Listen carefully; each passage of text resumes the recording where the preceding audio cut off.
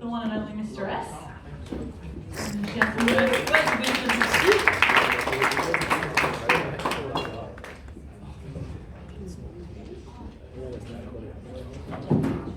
So before I begin, I'd like to find out who are the imposters. You know Because there was three of me up tell there, him. and there's one on that table, probably one over here.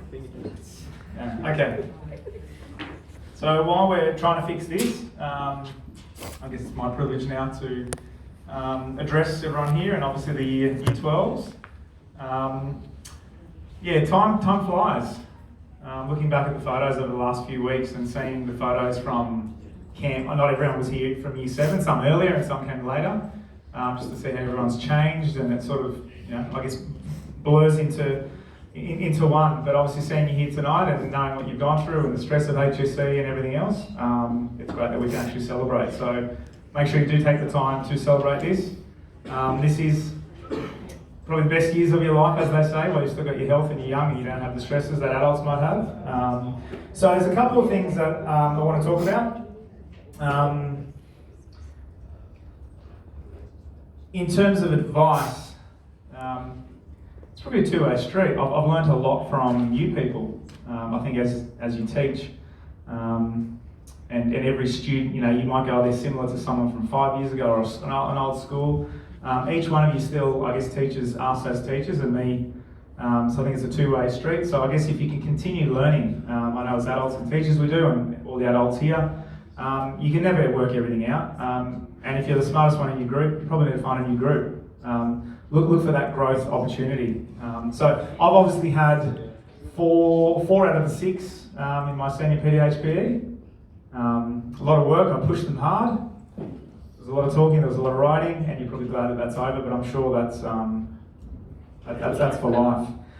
You're entering the most uncertain but thrilling period of your life at the moment. So my advice is take your advice from your parents, from your friends that you trust. Obviously follow God, because you've got some big decisions ahead, and you'll feel invincible, but yeah, trust me, still follow that good path and take that advice. All right, I've probably got about 10 little, I guess, quotes that I wanted to share with you. They resonate with me, and I thought I'd share some with you. So the first one is, follow your passion, and you might go, okay, we've heard this before. Stay true to yourself, never follow someone else's path. Unless you're in the woods and you're lost, and then you probably need to follow that path you just come across. So the point is, sometimes you'll think that you're okay, and you've got everything sorted, and you'll wake up and go, hang on, I need some advice here. So as a school and teachers, we're here. Your parents will be there, but sometimes we dismiss our parents' advice until we learn that the hard way. So I'm sure this group will be fine.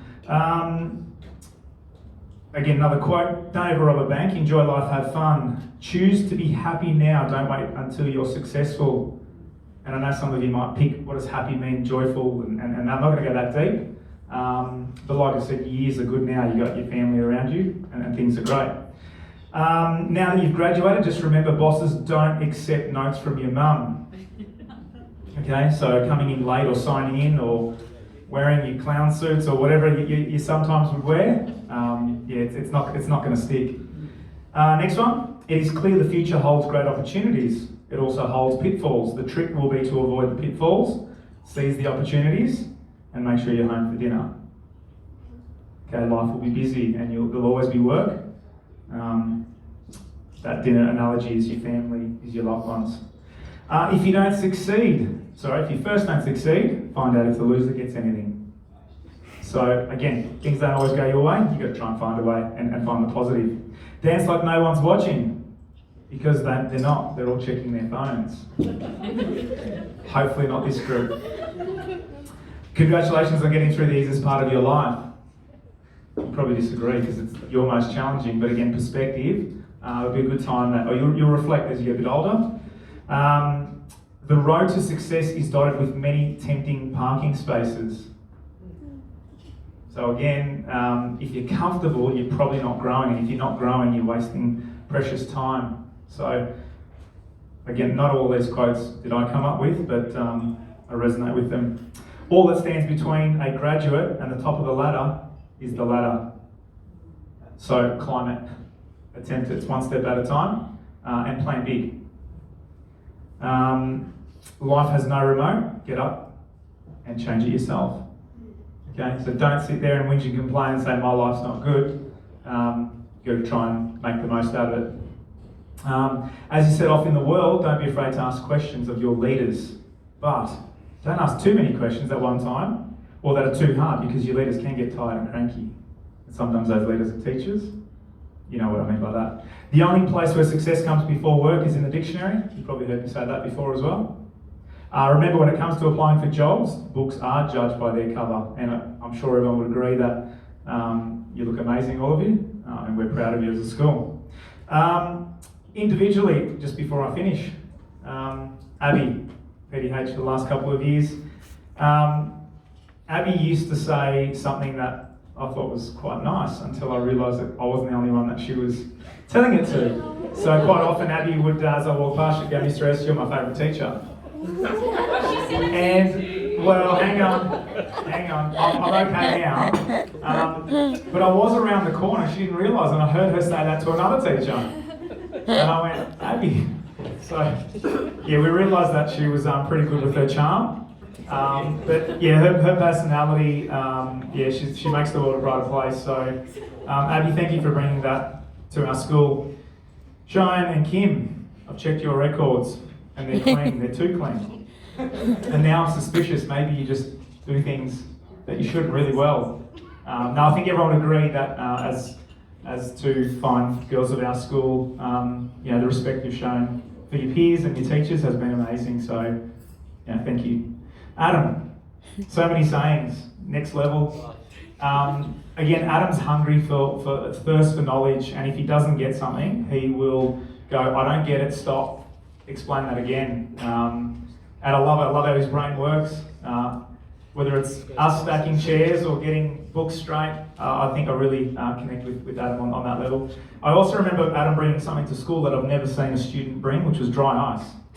I know Mr. Morton was saying, the different things he brought in, and his knowledge about things was quite incredible as well. So, Adam, I know you'll be fine. Nathan, what a change, from that little boy to the man you are now.